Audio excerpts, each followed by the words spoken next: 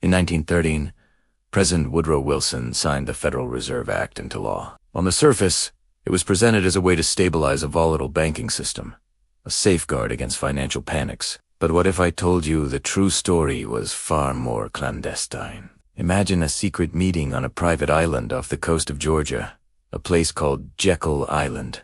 A handful of the nation's most powerful bankers, representing a quarter of the world's wealth, gathered under the cloak of secrecy. They traveled incognito, using only their first names to avoid detection. Their mission: to draft a piece of legislation that would fundamentally change the American economy forever, creating a central bank controlled not by the government, but by private banking interests. This wasn't a conspiracy theory. It was a carefully orchestrated plan. This is just one of the shocking hidden agendas we're uncovering today. We're diving deep into the declassified files and forgotten histories to reveal 5 times U.S. leaders pursued stunning secret goals that the public was never meant to know. Stick around, because what you're about to hear will change how you see history. Let's jump to the 1950s, the height of the Cold War.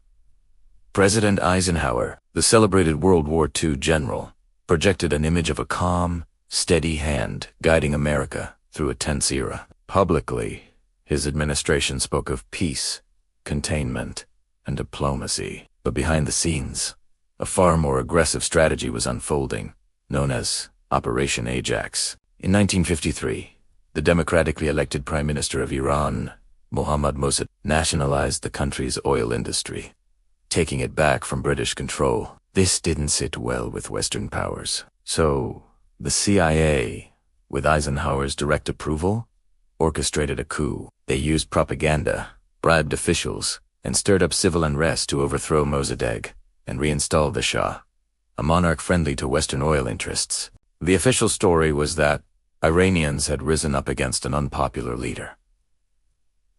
The hidden agenda: securing control over Middle Eastern oil and installing a puppet regime, an act whose consequences echo in global politics to this very day. It was a stark lesson that presidential speeches often hide a much darker reality. Next, we turn to President Franklin D. Roosevelt, the man who led America through the Great Depression and World War II. He's remembered for his fireside chats and the New Deal.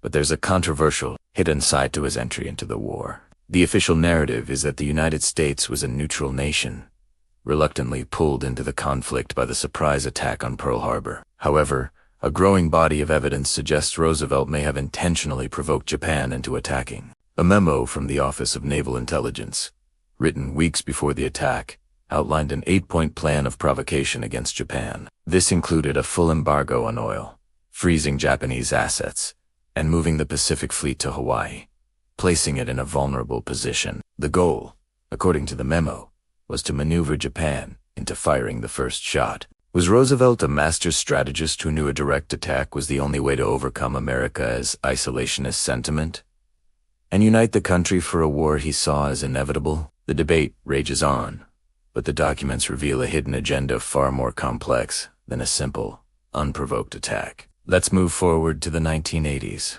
under the charismatic leadership of Ronald Reagan. His administration waged a very public war on drugs. The message was clear: just say no. But while Nancy Reagan was championing this slogan, a shocking secret operation was underway.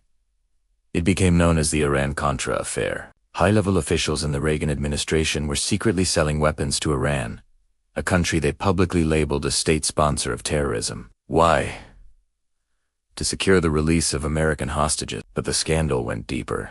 The money from these illegal arms sales was then funneled to fund the Contras, a right-wing rebel group trying to overthrow the socialist government of Nicaragua. Congress had explicitly forbidden this funding. So, the administration created a secret, off-the-books network to arm a foreign militia, while simultaneously telling American citizens to stay away from illegal substances. The hypocrisy was staggering. The hidden agenda was to fight a proxy war in Central America, completely bypassing the laws and the will of the American people. Finally, we arrive at one of the most controversial presidential decisions in modern history: the invasion of Iraq in 2003.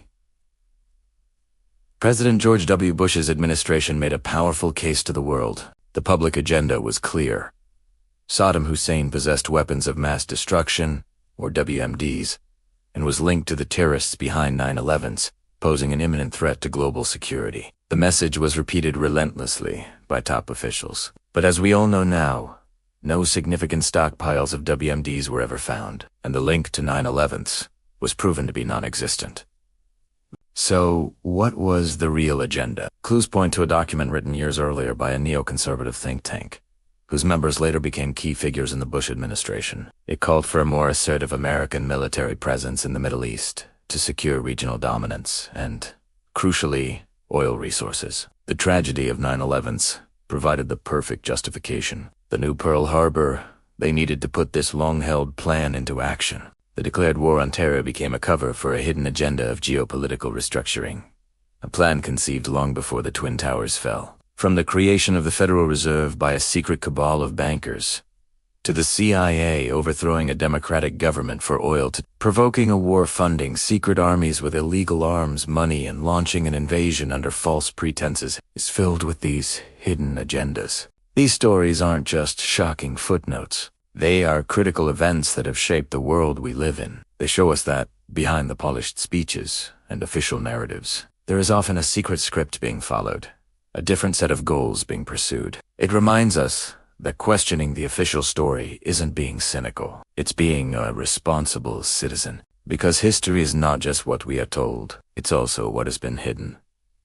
Thanks for watching. If you found this dive into the secret corridors of power as fascinating as I did, make sure to hit that like button and subscribe to Historigo for more stories that change the way you see the past. And drop a comment below which of these hidden agendas shocked you the most. See you in the next video.